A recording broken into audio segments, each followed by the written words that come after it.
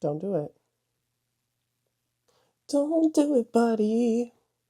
Don't mess up my filming. Hello, everybody. Welcome back to my channel. If you are new here, my name is Ashley. Thank you guys so much for clicking on today's video.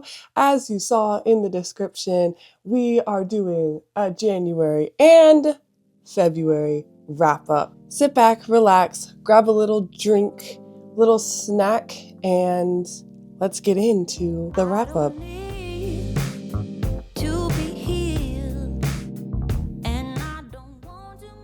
Still waiting for this guy to attack.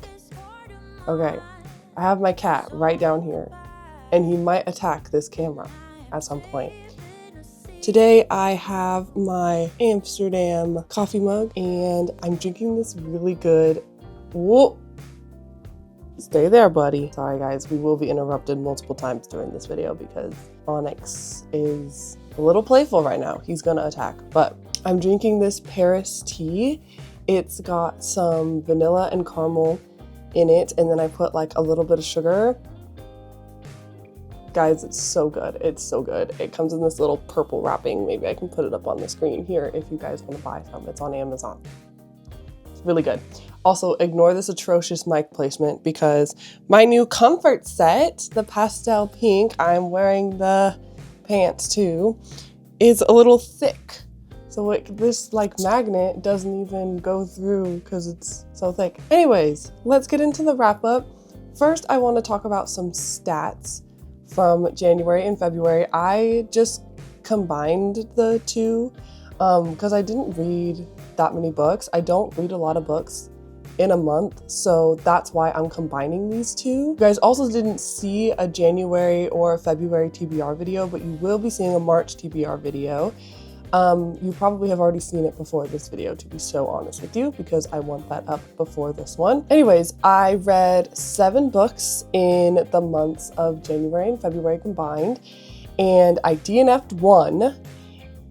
So technically 8 books, but I'm not counting my DNF as a read book, basically. But I read about 30%. I read 3,016 pages, and the genres that I read were 1 nonfiction, 3 fantasy, 1 sci-fi, and 3 romance. That does include my DNF. We are going to get into it. I am going to talk about these books, what I thought about them, what I rated them, and if you guys should read them and if I recommend them. Yeah, shall we? Shall we get into this?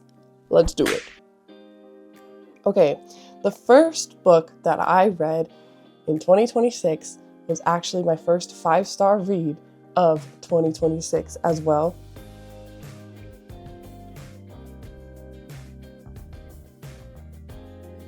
Don't mind him. He's just hanging out. My first 5-star read of 2026. I had a 5-star read, my first book in 2025 and in 2026. How lucky is that? What the heck? That's crazy. So the first book that I read in 2026 was Keeping 13 by Chloe Walsh. Guys, this series is taking control of my life. I am absolutely devouring it, and I'm trying not to read it too fast because I want it to last. Guys, it's so good. This is the second book in the Boys of Tommen series, and this is following Johnny and Shannon.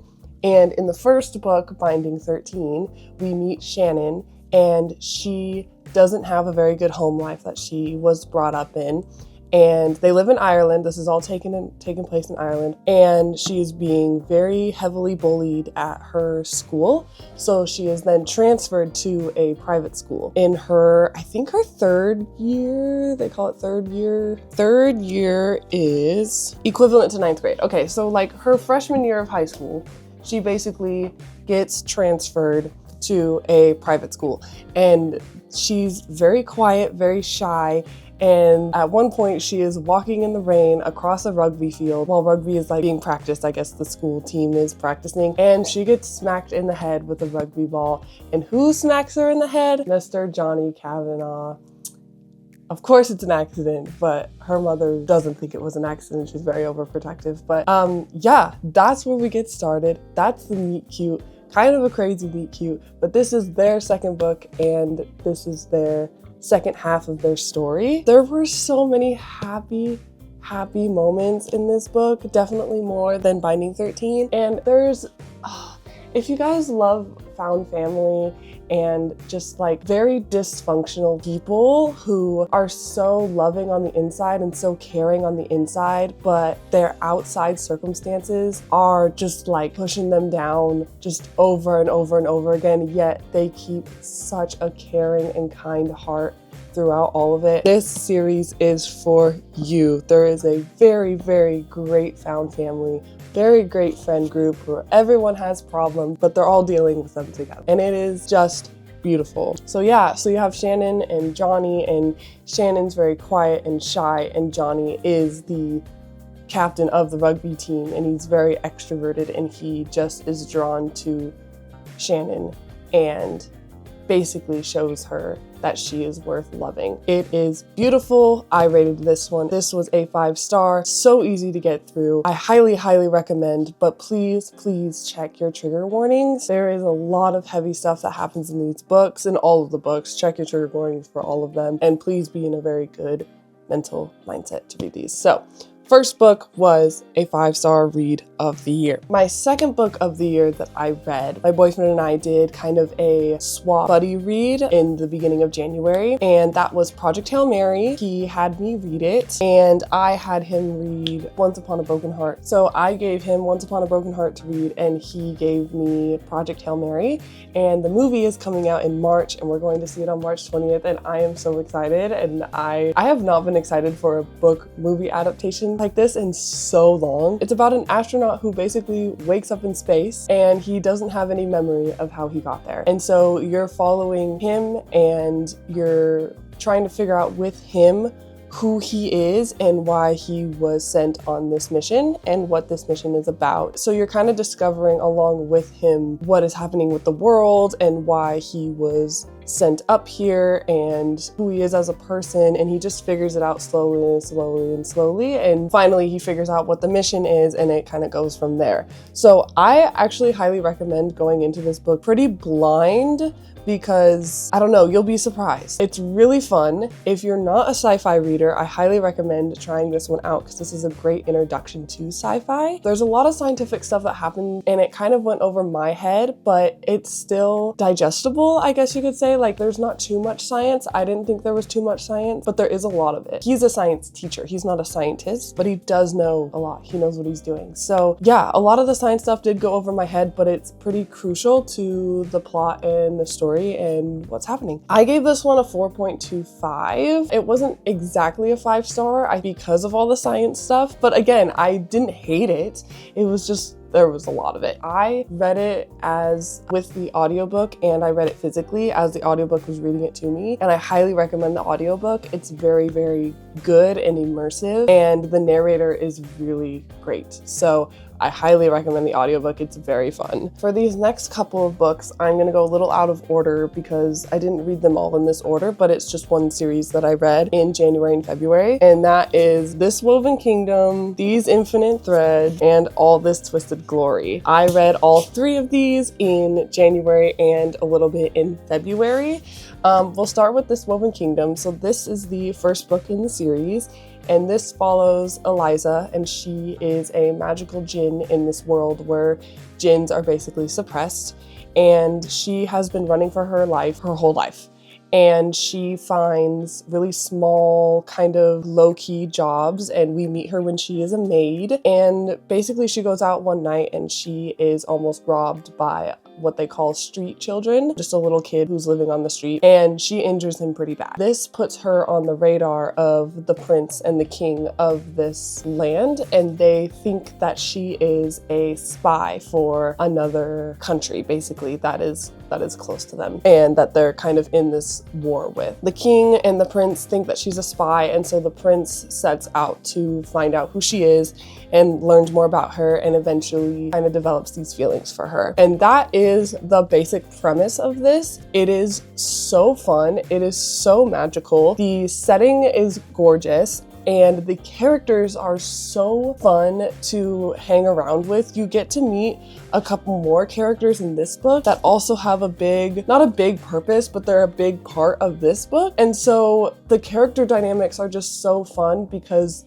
they all kind of hate each other, but they have to work together in order for things to go correctly, basically. So I gave this Woven Kingdom a 4-star, and I gave These Infinite Threads a 4.25 star. I love that I gave this a higher rating because like nothing happens in this one. There is like no plot whatsoever, but there is a plot in this one. But I guess I'm just really enjoying character-driven books more than plot-driven books. So this was a higher rating than the first one. And then I gave this one, All This Twisted Glory, a 4.5 stars. They just keep going higher. They just keep, the ratings just keep going up, and now I'm so excited to get to the fourth one. The fourth one is on my March TBR, guys. Oh my gosh. But this one was just so fun. This was probably the funniest one because the characters are forced together. So there's quite a bit of forced proximity in this one, and it just makes them argue more, and it is just so funny. I think the writing was very well done. If you love Regency, if you love really good banter, if you love some good found family,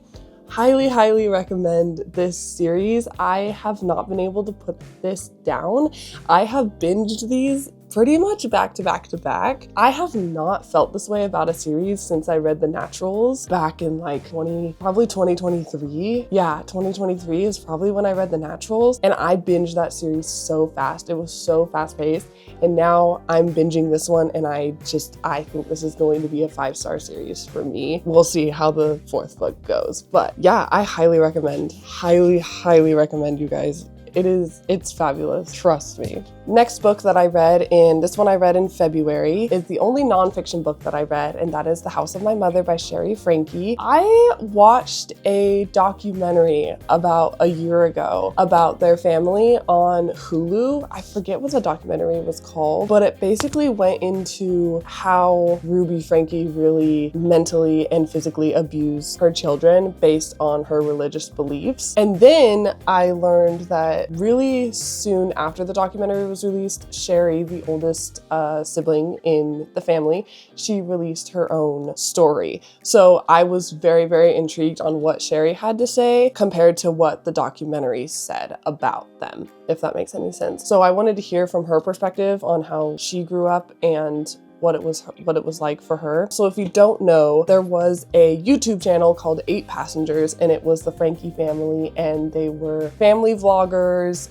Ruby Frankie was kind of the leader of it all, and she kind of filmed her children 24/7 and posted it on YouTube, and it was a huge YouTube. Then Sherry talks about how her mother was very mentally and physically abusive during her time growing up. And then you learn later that Ruby Frankie was then arrested on child abuse charges. So I don't want to tell you too much about it, but it is basically about how Sherry grew up in this house, in the house of her mother, and the things that her mother told her, and basically everything her mother told her, she believed. And that's valid because as a child, you're gonna believe everything that your parents tell you because they're your parents.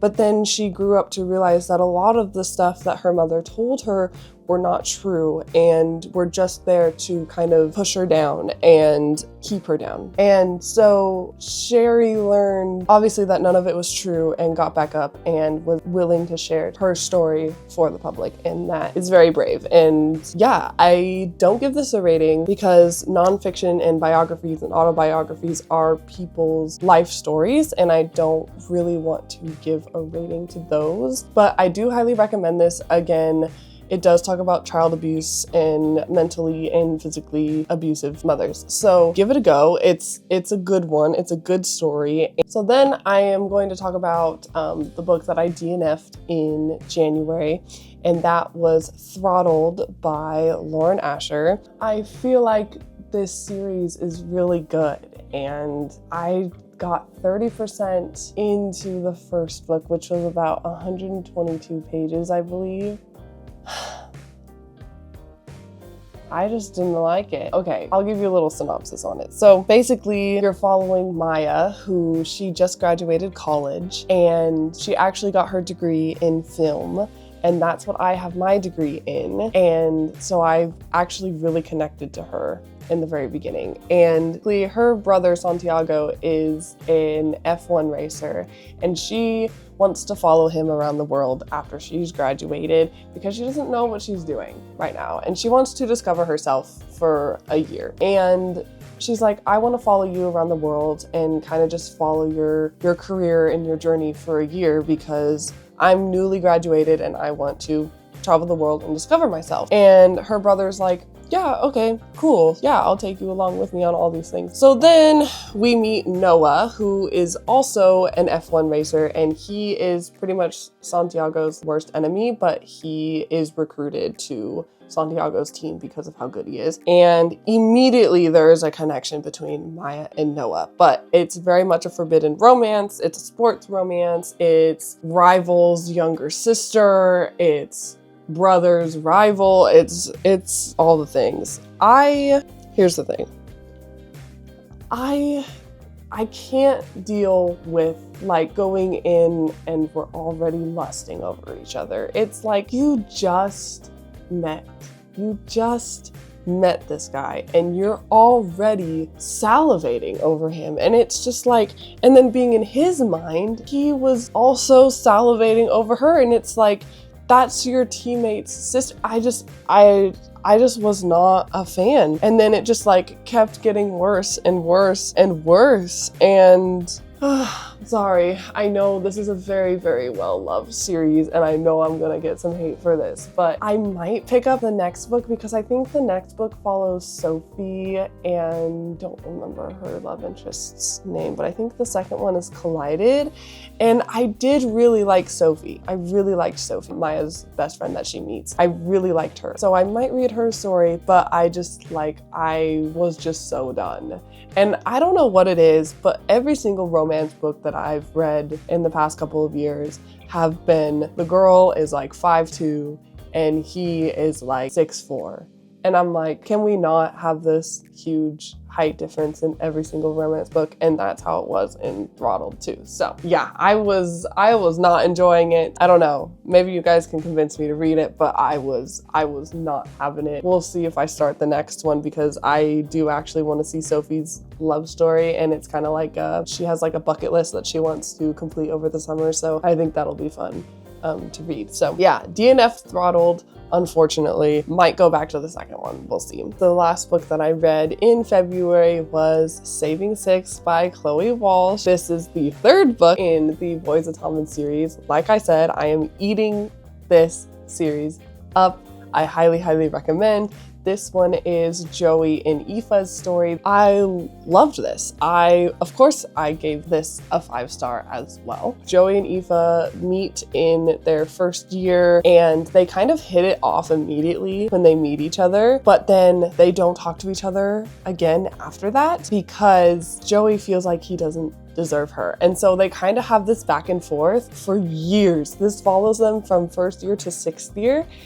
And they just have this great friendship, but they both want more, but neither of them are expressing it. And it is just so fun, like watching their banter back and forth and knowing that they really, really like each other, but neither of them are going to say it because Aoife is waiting for Joey to say it, but Joey's never going to say it because he feels like he doesn't deserve her. Basically, Joey is Shannon's brother and he is kind of the protector and the provider of the family. So he's got a lot on his mind when he meets Aoife and just a lot on his mind throughout the entire story. So he feels like he doesn't even have time for a relationship and he feels like he doesn't deserve it. But Aoife is there all the time. She has already fallen for him. She is ready to pick up the pieces when he breaks, and she is just ready to be here for him whenever he needs it. Aoife as a character is probably my favorite female character of all time because of how confident and loving she is and just how like understanding she is, and she like really knows who she is on the inside, and I absolutely love that in a character. And Joey's kind of the complete opposite. So they kind of meet each other in the middle. It's just really beautiful, and I just love their story. I'll leave it at there. Again, check your trigger warnings because there's a lot of heavy things that happen in this, but Joey and Aoife are probably my absolute favorite couple so far in the series. Yeah, so that concludes our February and January wrap-up. Here's what we read, and also Project Hail Mary and Throttled. That brings us to a close. Thank you guys so much for watching. Let me know if you've read any of these books. Let me know, please try to convince me maybe to finish Throttled or to read the Dirty Air series because I know it is a popular one. Yeah, let me know if you've read any of these, what you guys thought about them. I will have my socials listed down below. Follow me on TikTok and Instagram. I post some things on there every once in a while. Also, if you've made it to the end of this video, if you guys liked this video, make sure you hit that like button, maybe give a little comment. If you've also made it to the end of the video, why not stay a while and subscribe to the channel. Thank you so much for watching. I will see you guys in another video. Bye. What? Let's backtrack. Boom, boom, boom, boom, boom, boom.